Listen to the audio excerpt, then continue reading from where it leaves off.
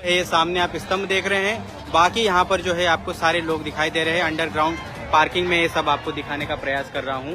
ये देख सकते हैं यहाँ पर। चलो हाँ।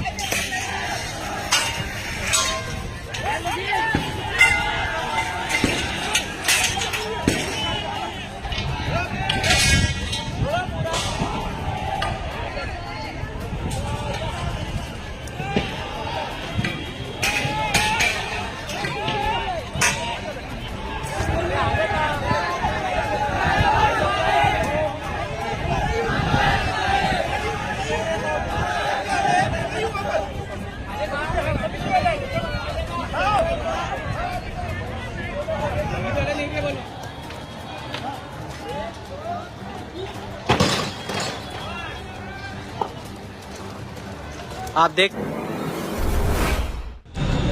इथे उपस्थित सर्वच आंबेडकरी अनुयायांना चालू नाहीये।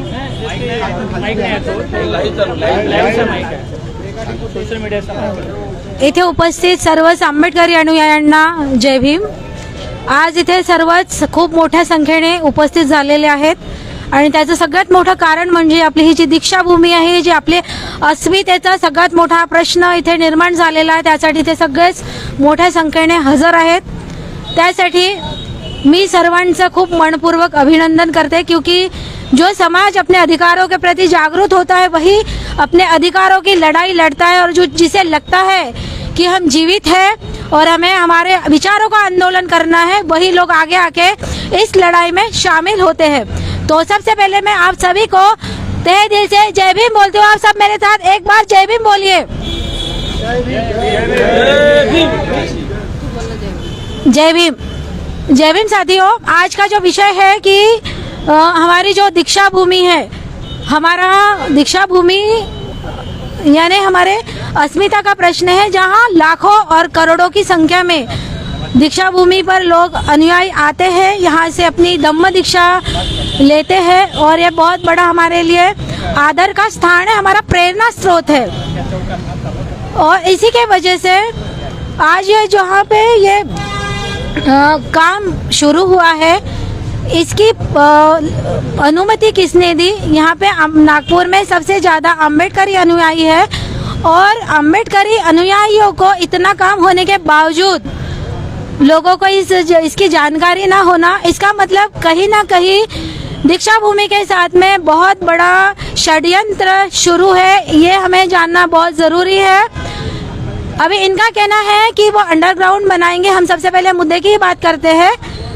अंडरग्राउंड यहाँ किस काम का की ज़रूरत है, उसके फ़ायदे क्या है और उसके नुकसान क्या है? क्योंकि अक्टूबर जो महीना होता है तब तक बारिश होती है।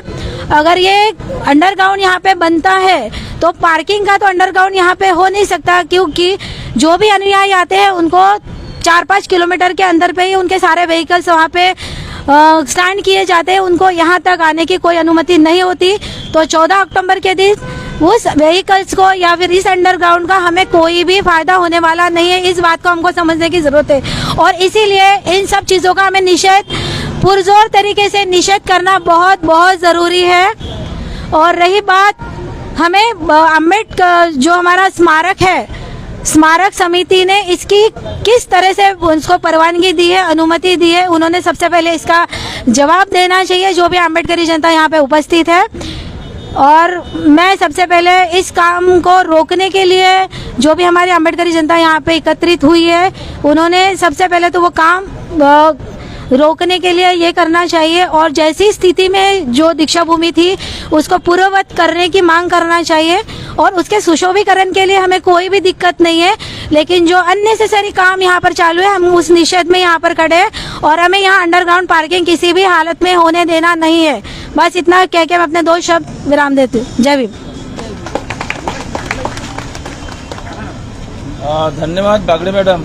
यानंतर ॲडव्होकेट आवळे आपलं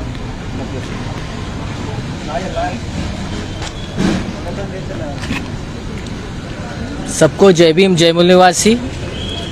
आज हम जिस मकसद के लिए यहाँ जमा हुए हैं, ये मकसद सभी को पूर्व वक्ताओं के द्वारा पता चल गया है, और इस आंदोलन को सही ढंग से चलाने के लिए जो नीति अपनानी थी, वो सबसे पहली नीति जो है वो हमारे पास है। आज आंदोलन जो होता है वो भावनाओं के आधार पर नहीं लड़ा जाता। इसका फ्यूचर इम्पैक्ट, प्रेजेंट हमारा क्या होगा, इस सब का सोच के ये आंदोलन लड़ा जाता है। और ये लड़ाई सिर्फ बुद्धिस्ट इंटरनेशनल नेटवर्क ही लड़ सकती है, इसका आज मुझे पूर्ण भरोसा हो गया है।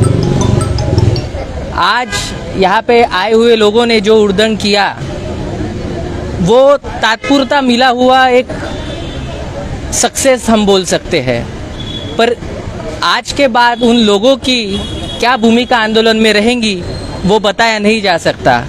इसलिए कल से, आज से और कई सालों से हमारा जो आंदोलन हम बोल रहे थे वो आज भी है और कल भी चालू रहेगा। इसलिए आज हम यहाँ पे शांतिपूर्ण तरीकों से यहाँ पे जमे हैं और आगे की रणनीति क्या रहेंगी और कैसे मूवमेंट चलाई जा सकती है वो कल से हमारे लोग ही उन लोगों को बता सकते हैं। और इसी कारण और जो भी इस आंदोलन में जो भी गति हमें मिली है उस गति में जो भी Indian lawyers and professional association द्वारा हमारी वकीलों की टीम तैयार है, जो भी जिनको भी कायदे की भाषा में उत्तर देना रहेगा तो हमारी टीम तैयार है और आपके पीछे हम लोग सदैव तैयार है। यही शब्द बोल के 2 शब्द हम यहाँ ख़त्म करते हैं। धन्यवाद ॲडव्होकेट आवळेजी। यानंतर वकील युनियनचे ॲडव्होकेट धर्मेशजी सहारे तथा राष्ट्रीय अत्याचार निवारण शक्तीचे महाराष्ट्र राज्य उपाध्यक्ष यांना विनंती करतो की त्यांनी आपण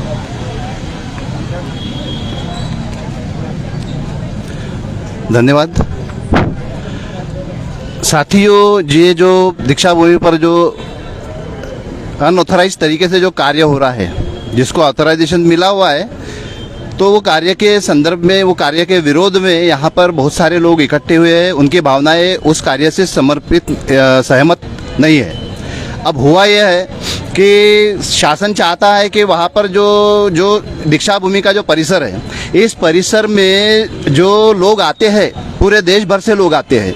देश भर की भावनाएं इस स्थान से जुड़ी हुई है और जब देश भर की भावनाएं इस स्थान से जुड़ी हुई है, यहाँ पर लोग देश भर से आते हैं, तो आने के बाद उनको जो शासन को अगर मान लो लगता है कि किसी प्रकार की कोई व्यवस्था करनी चाहिए, तो यहाँ पर शासन के बहुत सारे ऐसे ज़मीन है, बहुत सारे ऐसे विभाग है, उन सारी ज़मीनों को अगर वो लोग अधिग्रहित कर लेते हैं शासन, और अधिग्रहित करके फिर बाद में उस जगह पर वो पार्किंग की व्यवस्था, अगर उनको लगता है कि पार्किंग की व्यवस्था होनी चाहिए, तो वो पार्किंग की व्यवस्था अगर मान लो वो करना चाहती है शासन, अगर सचमुच ही अगर मान लो दीक्षा भूमि से संबंधित लोगों की भावनाओं को समझकर उनके सुविधाओं के लिए अगर सचमुच वो लोग कुछ काम करना चाहते हैं, पार्किंग करना चाहते हैं, तो उन्होंने इसके आजू बाजू में जितना भी जो शासकीय परिसर है उसको अधिग्रहित करके वहाँ पर पार्किंग की व्यवस्था करें।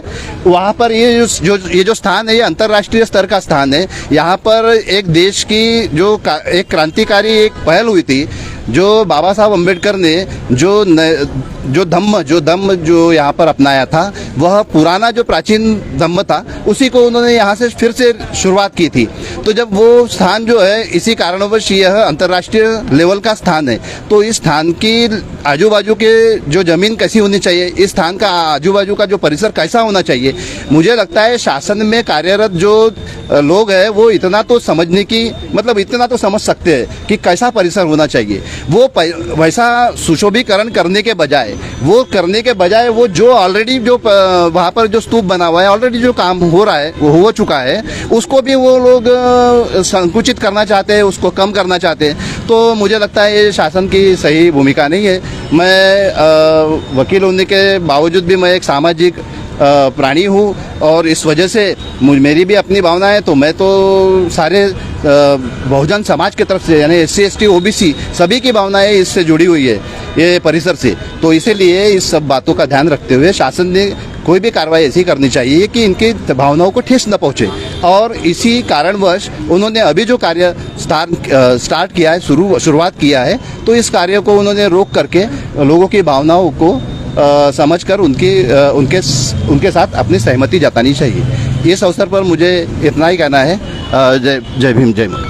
धन्यवाद डॉक्टर सारेजी। यानंतर आमचे वरिष्ठ मार्गदर्शक पी.के. इस्लाम साहेब हे आपलं अस्मिता पागड़े सर बोलते सर पी.के. इस्लाम